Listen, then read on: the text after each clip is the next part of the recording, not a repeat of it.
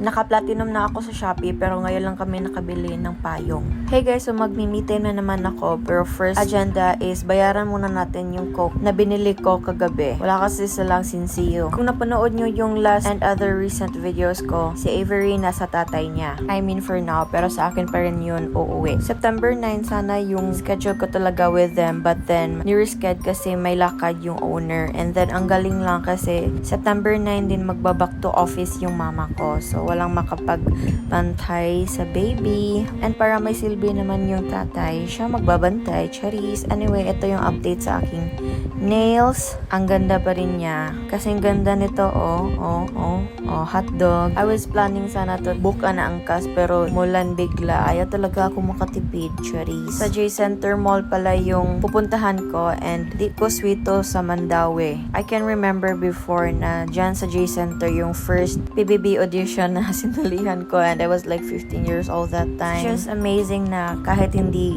ako nakuha sa auditions. Yes, audition kasi parang 3 beses din. But I was a teenager that time. Ayun na nga, kahit hindi ko naman nakuha yon, parang it's still the same path, I guess. Yung medyo kumikita din ako sa social media and may nakakilala din na sa akin minsan. Nasi-share ko din yung buhay ko with you guys, though not on national TV, pero may mga nava-viral din ako na video. So, crazy, right? Anyway, so I was looking for the Epoda Beauty Salon and sobrang hirap nitong J Center Mall. I don't know if ako lang or nabaguhan lang ko. Pero pasikot-sikot yung mga places. Actually, natakot ako kasi medyo na-paranoid ako sa mga kidnapping ganap.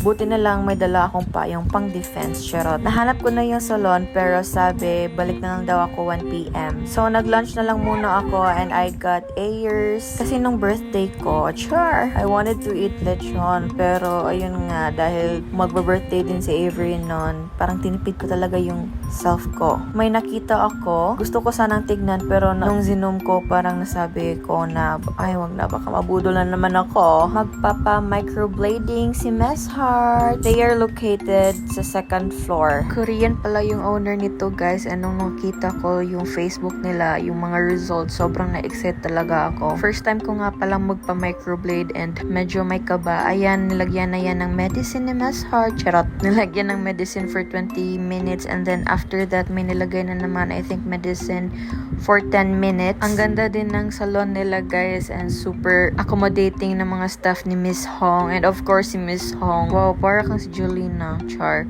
Dito, nilagyan na ng second medicine for 10 minutes and then dapat i-marinate. Charot. Kinomplement pala ni Miss Hong yung nails ko. Sabi niya, yipo dal. Sabi ko, thanks. And then na-shock siya if naintindihan ko. Anyway, dito is inayos na ni Miss Hong yung shape ng brows ko and sabi niya na susundin lang niya yung real eyebrows ko and yung kilay ko kanina kasi syempre nag-ano ko makeup and sabi niya mas bagay din daw sa akin na thick, which is true naman. And if you're wondering if masakit, depende po sa pain tolerance nyo. Ako, pinagdaanan ko na po lahat ng klaseng sakit. Charot! Seryoso, depende pa rin sa pain tolerance and since matagal na akong hindi nagpa-pluck or thread, masakit talaga siya. But tolerable naman. Siguro mga nasa 4 out of 10. Mas masakit pa rin talaga yung labor ng panganganak. Huwag na kayong mag-anak, guys. Magpa-microblading na lang kayo dito sa Epoda Brows. May 3 klase pala silang style, guys, and yung kinuha ko is yung combo. Yung isa natural, parang hair strands lang, and then yung isa is shaded, which is parang kinilayan mo na ng eyebrow pencil. Medyo slight satisfying yung feeling. Yung sa para hair strands na. And yung para sa shading, ramdam mo talaga yung needle brush, but carry naman for me. Ayan, super bait ni Miss Hong, as in na-attach talaga ako. Cherries. Wala ako masyadong clips doon kasi nahihiya talaga ako and sobrang awkward ko. I'm very sorry, Miss Hong, if you felt very awkward because of my awkwardness. Anyway, after our first session, nagkape and donuts muna ako. Unang kagat,